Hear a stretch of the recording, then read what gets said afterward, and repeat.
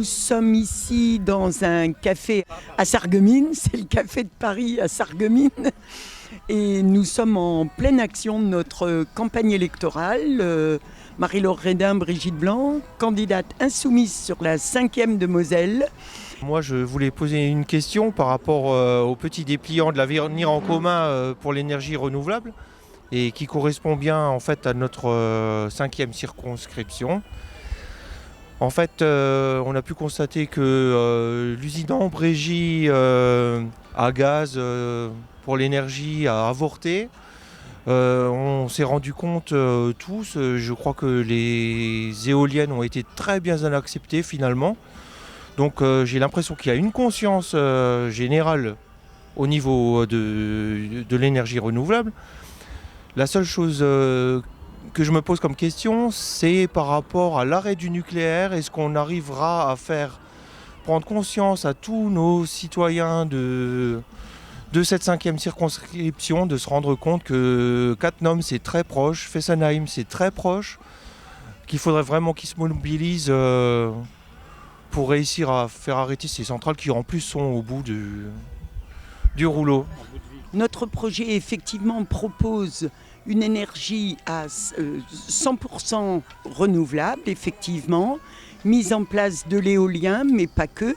Ici, on a aussi de la géothermie profonde, et pas si profonde finalement. On peut effectivement puiser de la chaleur dans le sol pour obtenir des énergies qui peuvent servir à fabriquer de l'électricité, de la chaleur, etc.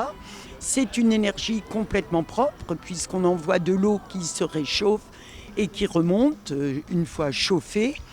Et quant à Ambrégy, pour y revenir, on a pu constater au moment de la lutte contre Ambrégy que la force des citoyens permet de faire plier, y compris les multinationales. Là, on y a réussi. L'éolien, j'émettrai une toute petite réserve. Bien sûr que je suis absolument favorable à l'éolien, sauf qu'il ne s'agit pas de faire venir les structures permettant de construire les éoliennes de Chine, par exemple. Il faut les construire ici.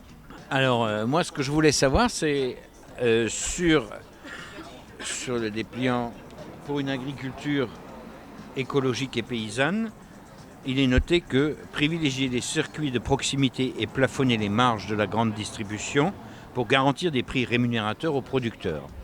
Est-ce que c'est applicable sur la 5e circonscription ? Bon, au niveau national peut-être, mais est-ce que sur la 5e circonscription, il y a des projets qui sont prévus ? Je pense que le métier de paysan, puisque nous on préfère donner le vrai nom, quelqu'un qui cultive la terre et qui en vit, c'est un paysan.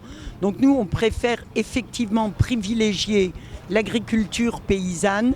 Et je pense que tout agriculteur qui vit de sa terre a plutôt envie de rentrer dans une dynamique qui lui permette de vivre correctement de son travail sans risquer sa santé par l'utilisation de pesticides, d'OGM, qui en plus ne font que gonfler les poches de l'industrie chimique, qui n'a pas besoin de ça. Ils s'en mettent déjà suffisamment dans les poches par ailleurs. L'agriculture paysanne, ça veut évidemment dire privilégier les petites structures, c'est-à-dire des fermes, on ose presque dire à taille humaine.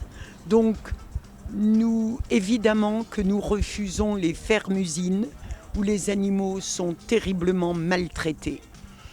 Y compris les poules, les lapins, parce qu'on nous a parlé beaucoup des fermes des 1000 vaches, mais on a oublié les fermes de 100 000 poulets qui ne voient jamais la couleur du jour ou la couleur du ciel et qui pondent des œufs improbables. Bientôt, ils nous en feront des carrés parce que ça casse moins facilement.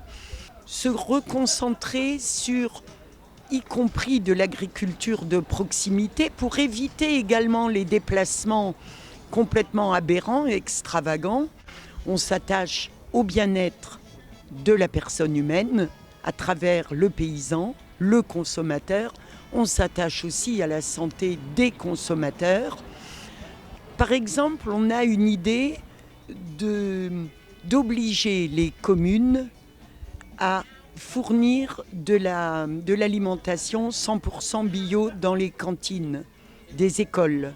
Nous avons chiffré l'agriculture biologique et raisonnée serait un vivier de 300 000 emplois pour des jeunes agriculteurs qui seraient formés dans des lycées polytechniques de l'agriculture et de l'élevage. Et ces personnes-là s'installeraient sur des structures de proximité et permettraient donc aux consommateurs de se fournir de façon beaucoup plus intelligente. Question toute simple, comment peut-on améliorer la lutte contre les violences faites aux femmes ? Quand on parle de violences faites aux femmes, on a souvent tendance à penser aux femmes battues, par exemple. C'est un problème énorme dans notre pays et ça ne touche pas, contrairement à ce qu'on pourrait croire, que les milieux défavorisés dans notre société. Des femmes battues, il y en a partout, y compris dans les ministères. On renforcera les contrôles dédiés. On imagine très bien dans un commissariat, un bureau qui serait tenu spécialement par une personne qui s'occuperait uniquement de ce problème-là. Et les femmes victimes de ce genre de violence, sachant qu'elles vont être écoutées, auraient peut-être plus de facilité à se rendre dans les structures policières. Et aussi, nous pensons faire passer cela par une véritable éducation populaire. Parce que, vous le savez bien, une femme qui a subi des violences de la part de son époux ou de son compagnon a souvent honte d'aller le dire. C'est contre ce mur invisible que nous voulons lutter. On y arrivera beaucoup mieux. De même, pour l'accès au planning familial, y compris pour les très jeunes filles, il y a encore tant de grossesses non désirées qui se terminent de façon tragique chez des adolescentes ou des préadolescentes. Là aussi, cela doit passer absolument par l'éducation. Le planning familial est une structure formidable, et pas seulement pour l'accès à la contraception, pour des tas d'autres volets de la société. Et malheureusement, le planning familial a vu ses allocations cisaillées à la base par les deux gouvernements précédents. C'est-à-dire que le gouvernement de Sarkozy a taillé, mais à coup de... C'était même pas de la serpe, quoi. C'est à coup de faux dans les subventions du planning familial, et les suivants ne les ont pas rétablis. Oui, les nouveaux rythmes scolaires ont été mis en place en 2013 et donc le nouveau président a parlé d'un arrêt des financements dans les communes pour 2019.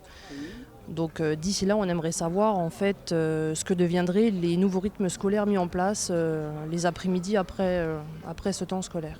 En réalité, notre projet avait prévu d'abroger les différentes réformes qui ont été mises en place à la fois par le gouvernement Sarkozy et par les différents gouvernements Hollande. Et donc, l'abrogation de la loi, des lois comme les lois de Mme Vallaud-Belkacem, par exemple, et en particulier cette réforme des rythmes scolaires. Revenir à des rythmes scolaires plus humains pour les enfants, mais également ne pas couper les vivres aux communes qui ont installé des structures périscolaires intéressantes. Mais je dis bien intéressantes dans la mesure où on ne fait pas entrer la marchandisation à l'école. Il ne s'agit pas non plus de livrer les enfants à des structures qui sont complètement en dehors du service public. Il faut absolument rester dans le cadre service public d'éducation.